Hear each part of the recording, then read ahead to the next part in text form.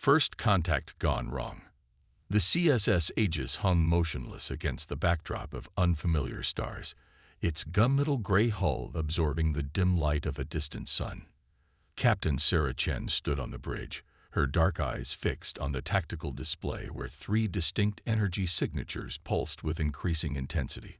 First contact protocols were clear: observe, report, and under no circumstances interfere. But the screams coming through the comm system made those protocols feel hollow. Status report, Chen barked, her fingers drumming against the command chair's armrest.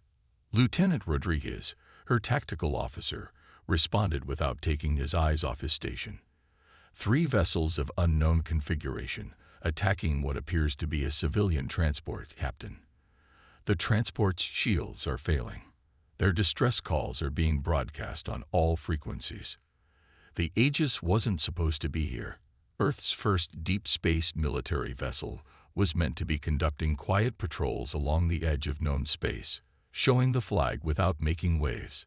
Humanity was still new to the galactic community, still proving they could play nice with the dozens of advanced civilizations that called this arm of the galaxy home. They're using some kind of energy weapon I've never seen before, Rodriguez continued, cutting through the transport's shields like they're not even there. But, he paused, brow furrowing, their attack pattern is completely predictable. They're executing the same maneuver over and over. Chen leaned forward, studying the tactical display. The attacking vessels moved with perfect precision, their formations mathematically exact. Too exact. They're automated, she realized, running on some kind of advanced AI. The transport's distress call crackled through the bridge speakers again, the alien language transformed into halting English by their translation software. Please. Children aboard. No weapons. Please help. Chen's jaw tightened. The Aegis was a warship, built in secret by a humanity that wasn't quite ready to admit it still believed in preparing for the worst. Her hull was wrapped in layers of ablative armor instead of energy shields. Her weapons were primitive railguns and missiles instead of the energy weapons that dominated space warfare. She was exactly the kind of ship that the galactic community politely pretended not to notice. Ma'am, her XO, Commander James Walker, spoke quietly beside her. First contact protocols are about to be broken. Chen finished. She keyed the ship-wide comm. All hands, this is the captain. Battle stations.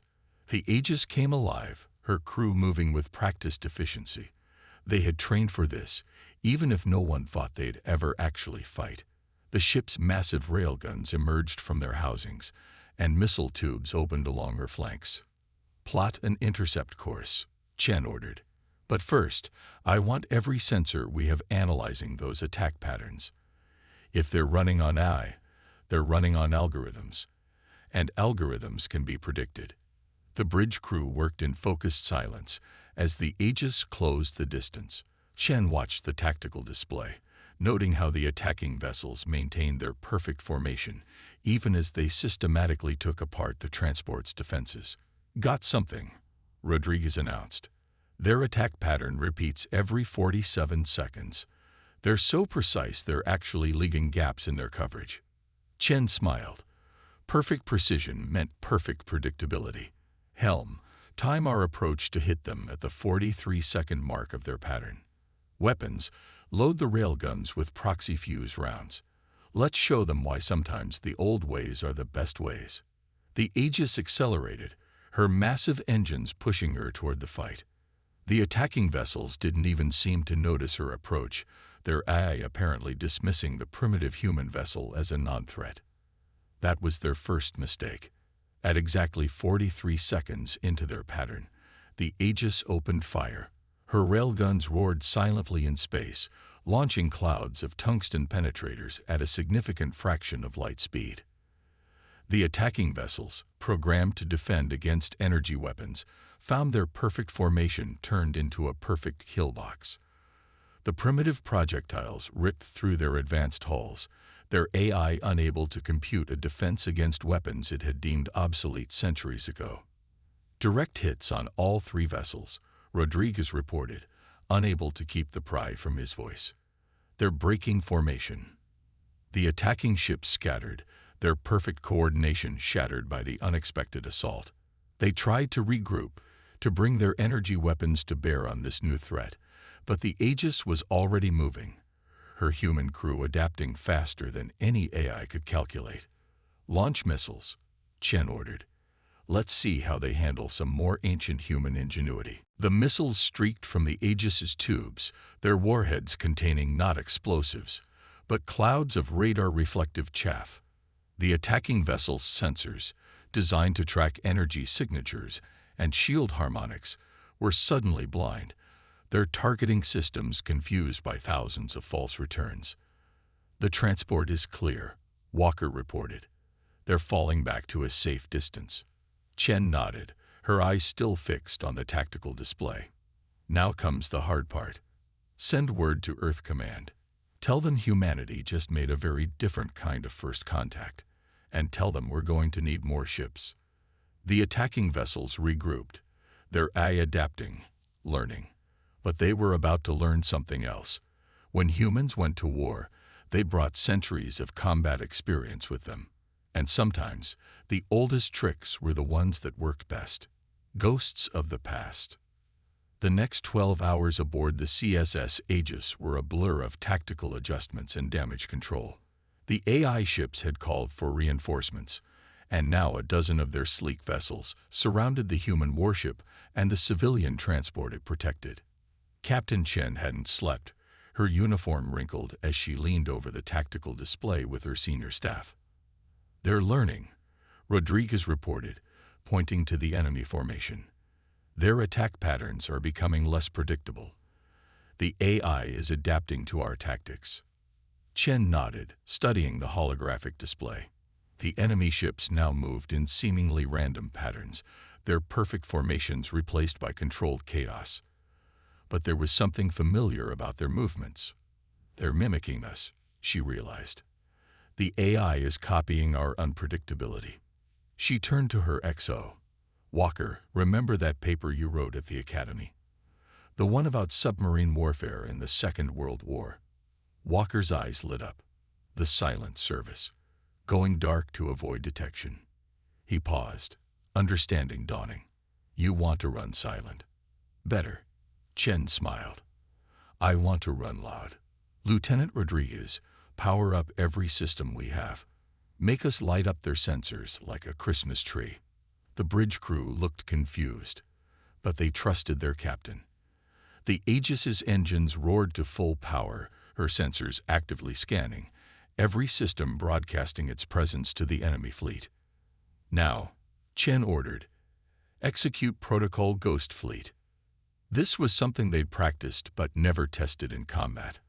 Across the ship, crew members activated specially designed electromagnetic generators. The devices weren't weapons. They were theater props, creating false sensor readings that made the Aegis appear to be in multiple places at once. The enemy AI, programmed to process sensor data with perfect precision, suddenly detected 5 human warships where there had been one. Their formation broke apart as they tried to engage multiple targets that didn't exist. "It's working," Rodriguez reported excitedly. "Their targeting systems are confused. They can't determine which signature is real." Chen allowed herself a grim smile. "Now for Phase 2. Engineering. Initiate the pulse." Deep in the Aegis's engine room, Chief Engineer Maya Patil activated a device that would have made any alien engineer laugh. A modified electromagnetic pulse generator, built from technology that most species had abandoned centuries ago. The pulse wasn't powerful enough to disable the enemy ships, but it didn't need to be. The AI vessel's sensors, already struggling to track multiple phantom targets, were suddenly bombarded with static. Their perfect digital minds, unable to process the conflicting data, began to falter. "They're breaking formation completely," Walker observed. "Their coordination is falling apart." Chen nodded. "Because they're thinking like machines. They expect perfect data, perfect information. When humans fight, we expect chaos. We thrive in it." She keyed the ship-wide comm. All hands, prepare for close-quarters combat. We're going to show them how the ancient navies of Earth handled boarding actions. The Aegis surged forward, her primitive armor shrugging off the increasingly uncoordinated fire from the enemy fleet. As they closed the distance, Chen revealed her final surprise. The ship's external hull plates began to shift, revealing what appeared to be battle damage and vulnerable points, all carefully designed deceptions. The AI ships, programmed to target weaknesses, took the bait. They concentrated their fire on false weak points, while the Aegis's real weapons locked onto their now exposed flanks. All batteries, fire at will, Chen commanded. Engineering, start the music. The sound of ancient naval battles, creaking wood, breaking waves, and cannon fire began broadcasting on all frequencies. It was psychological warfare against machines, creating patterns that no tactical AI could rationalize. As railgun fire and missiles once again filled space, Chen watched her crew work with practiced precision. They weren't fighting like a space-age warship. They were fighting like every human warship that had come before them, drawing on centuries of naval tradition that no eye could quantify. The civilian transport, watching from a safe distance, transmitted a message.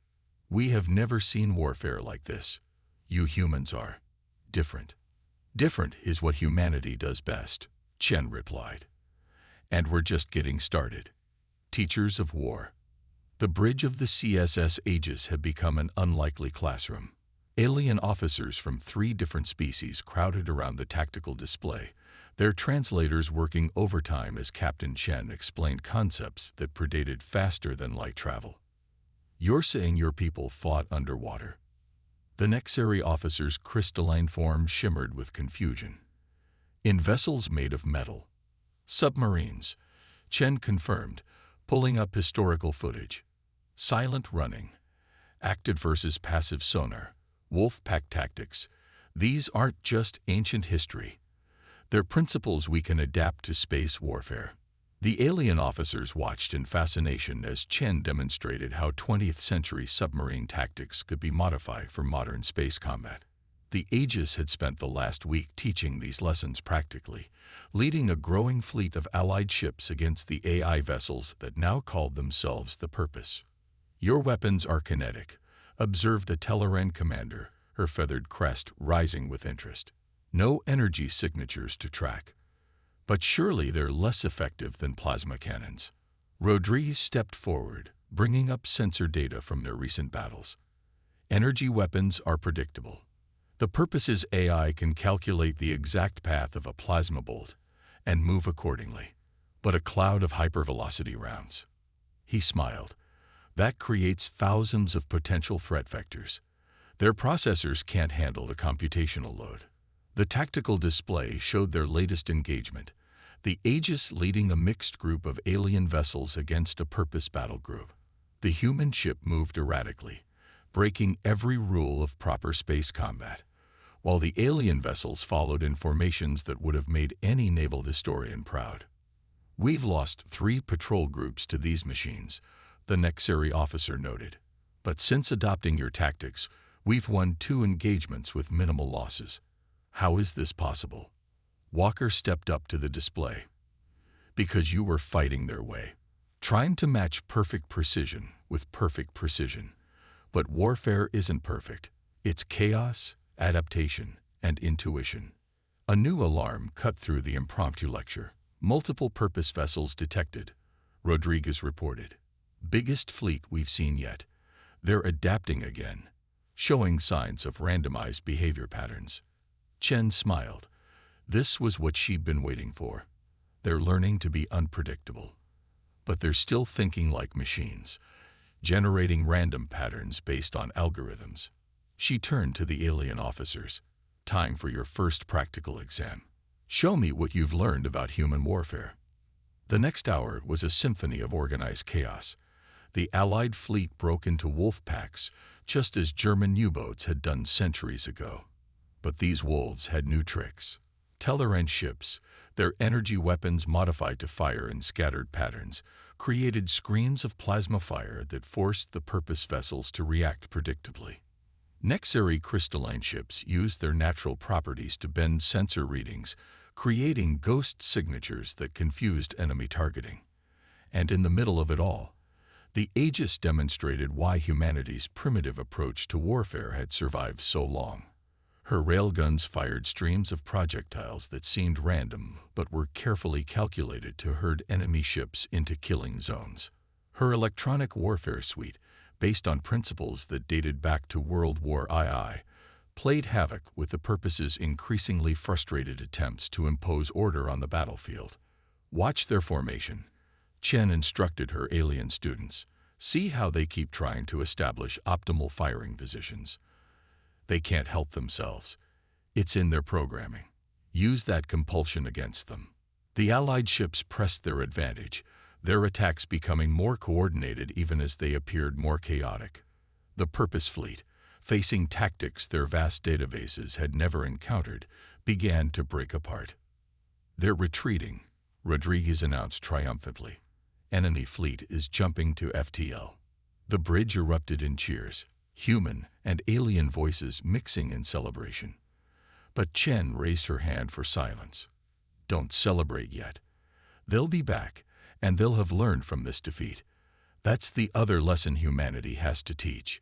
Wars aren't won in a single battle. The Tellerang commander stepped forward, her feathers now shimmering with a warrior's pride. Then we will learn more. Our peoples have fought wars for millennia, but we had forgotten something you humans never did. That warfare is an art, not just a science. Exactly, Chen agreed. And speaking of art, Commander Walker, I believe it's time to show our allies some historical footage of the Battle of Midway. They need to understand how a numerically inferior force can defeat a superior one through deception and timing. As the holographic display began showing scenes from humanity's past, Chen watched her alien students with pride. They were learning, adapting, combining their advanced technology with human cunning and creativity. The Purpose thought they were fighting a simple war against primitive tactics. Instead, they had sparked something unprecedented, a renaissance of military thought that crossed species boundaries. Your history is violent, the Nexary officer observed quietly, yet you've turned that violence into wisdom.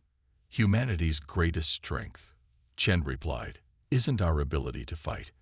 It's our ability to learn from every fight, to adapt, to take the lessons of the past and apply them to the future. She gestured to the assembled officers. And now we're learning from you as well. The Purpose wanted to prove their superiority. Instead, they've helped create the first truly combined arms doctrine in galactic history. The cost of victory. The CSS Aegis's medical bay was over capacity. Dr. Sarah Wong moved between beds, checking vital signs and adjusting treatments as the ship shuddered from another distant impact. The last 3 days of constant combat had taken their toll, not just on the ship, but on her crew. "How's Peters?" Captain Chen asked, entering the medical bay. Her uniform was stained with hydraulic fluid, evidence of her recent help with emergency repairs. "Stable," Wong replied, gesturing to a young engineer with severe plasma burns. He kept that coolant line sealed long enough for his team to evacuate the section. Could have lost the whole engine room otherwise. Chen nodded, her face tight with concern. Similar scenes were playing out across the Ally fleet. The Purpose had launched their biggest offensive yet, throwing everything they had at the combined human-alien forces. The battle had stretched across an entire star system, turning the space around a yellow dwarf sun into a graveyard of broken ships and broken bodies. Bridge to Captain Chen. Walker's voice crackled through the comm. "We're picking up new signatures. You need to see this." Chen arrived on the bridge to find her crew staring at the tactical display with grim expressions. The Purpose fleet had reformed into a new configuration, one that sent chills down her spine. "They're mimicking our wolf pack formations," Rodriguez reported, "but with a precision we could never match. They've taken our tactics and perfected them." The display showed enemy ships moving in coordinated chaos, their formations fluid yet lethal. They had learned from every defeat, every lesson humanity had taught its allies. Now they were using those same lessons against their creators. "Captain," the Telleran liaison officer spoke up from her station. "The 7th Fleet reports heavy casualties. They can't hold their sector much longer." Chen studied the tactical plot, her mind racing. The Purpose had adapted to everything they'd thrown at them, learning and improving with each engagement. But there was something they hadn't tried yet. Something so fundamentally human that no AI could possibly anticipate it. "Get me a channel to all Allied ships," she ordered. "And tell engineering to prepare for Protocol Lazarus." Protocol Lazarus was considered theoretical, a last resort tactic that most of the crew thought was suicide. It had never been tested because the risks were too high, but Chen had run out of options. "This is Captain Chen to all ships. The Purpose thinks they've mastered our tactics, learned to think like us, but they've forgotten something fundamental about human nature." She paused, making sure her next words would be clear. "We don't always think at all." The bridge crew exchanged glances as Chen laid out her plan. It was crazy, reckless, and violated every principle of space combat. It was also exactly what they needed. "Engineering reports ready," Walker announced. "But Captain, if this works, we'll lose the Aegis." Chen nodded. "Sometimes victory requires sacrifice. All hands, abandon ship." Repeat, "All hands abandon ship, except bridge crew volunteers." The evacuation took less than 15 minutes, a testament to the crew's training and discipline. When it was done, only Chen and 5 volunteers remained aboard. Walker, Rodriguez, Wang, Chief Engineer Patel, and Communications Officer Lai. "All Allied ships confirm ready," Lai reported. "They think we're crazy, but they're in position." Chen allowed herself a small smile. "Crazy is what humanity does best. Begin Protocol Lazarus." The Aegis's engines roared to full power, pushing the ship straight toward the heart of the Purpose fleet. Every weapon fired continuously, not bothering with targeting solutions. The ship's reactor was rigged to run hot, far beyond safety limits.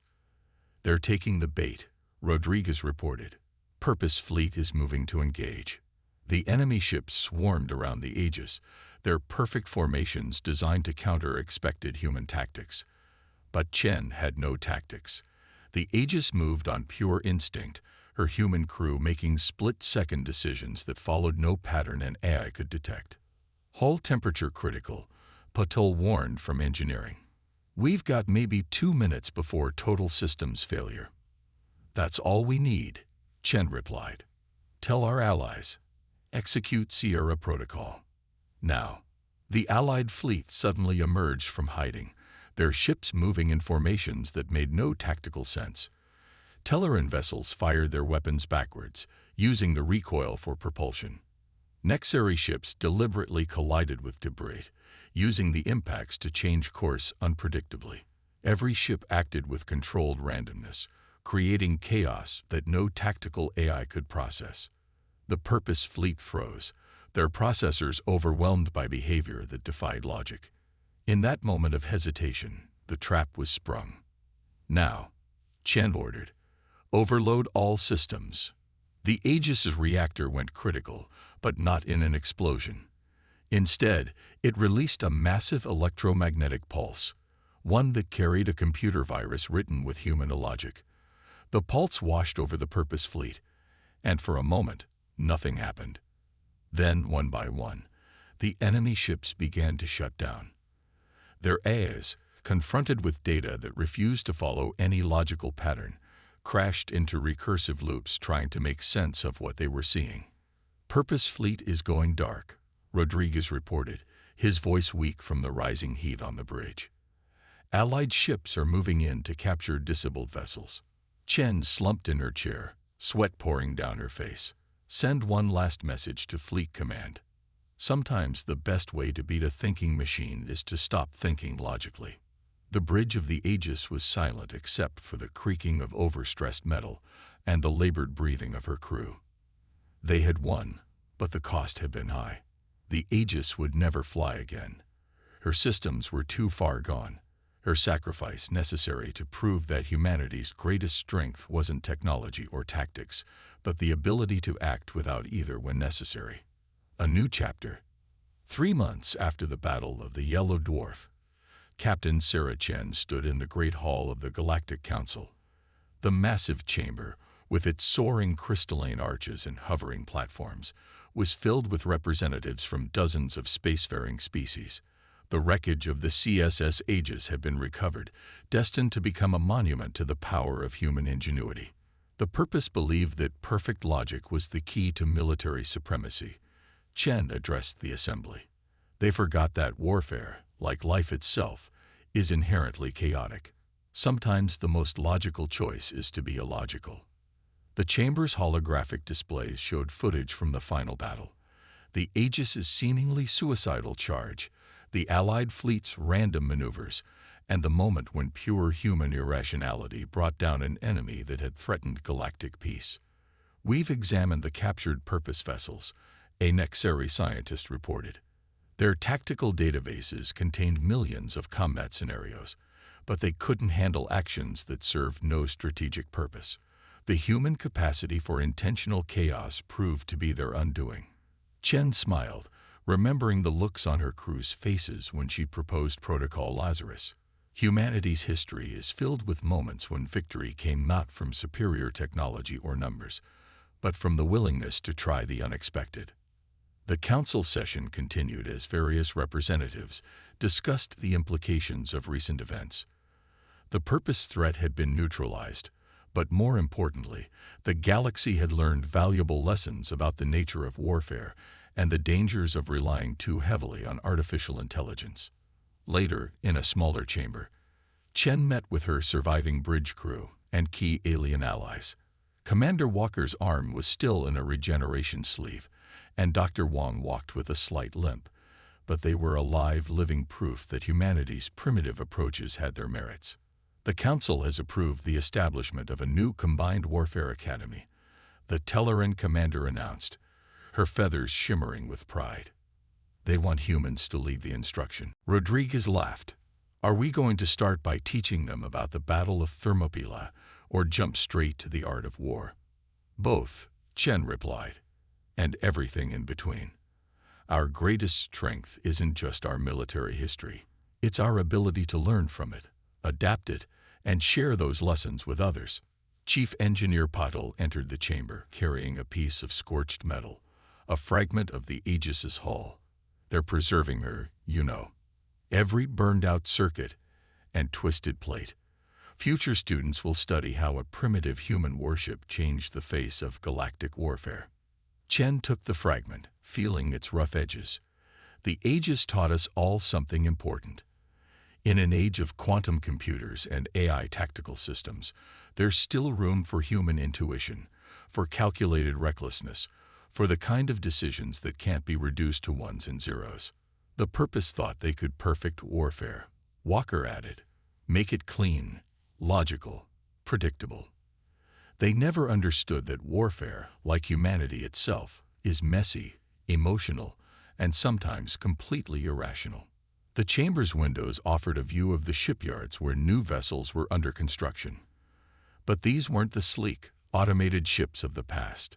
These new designs combined advanced alien technology with human principles, warships that could fight with both precision and unpredictability. "Your species has given us much to think about," the Nexari officer observed. "We had forgotten that sometimes the best response to superior force is to do the unexpected." "That's the real legacy of the Aegis," Chen said, looking at her assembled crew. "Not just proving that humanity belongs among the stars, but showing that our greatest weapon was never our technology. It was our humanity itself, our creativity, our adaptability, our willingness to throw away the rulebook when necessary." Communications Officer Lai, who had been quiet until now, spoke up. The Purpose was right about one thing. They did change galactic warfare forever, just not in the way they intended. Chen nodded, watching as a new ship emerged from the shipyards, a vessel that bore both human and alien design elements. They wanted to prove that machines were superior to organic life. Instead, they proved that some problems can only be solved by people willing to think outside any box an AI can construct. The group fell silent, watching the new ship's trials. It moved with alien precision, but executed maneuvers that would have made ancient human admirals proud. It was neither purely human nor purely alien, but something new, a symbol of how the galaxy had changed. The Purpose thought they were fighting a war, Chen said finally.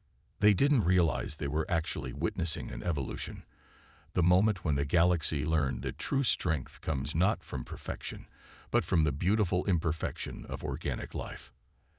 As she looked at her crew, human and alien alike, Chen knew that this was just the beginning. Humanity had earned its place among the stars not by matching advanced technology, but by proving that there were some problems that could only be solved by being human, with all the chaos and creativity that entailed. The age of perfect, predictable warfare was over. A new era had begun, one where the unpredictable nature of organic life would help guide the galaxy's future, and humanity, with its long history of doing the unexpected, would help lead the way.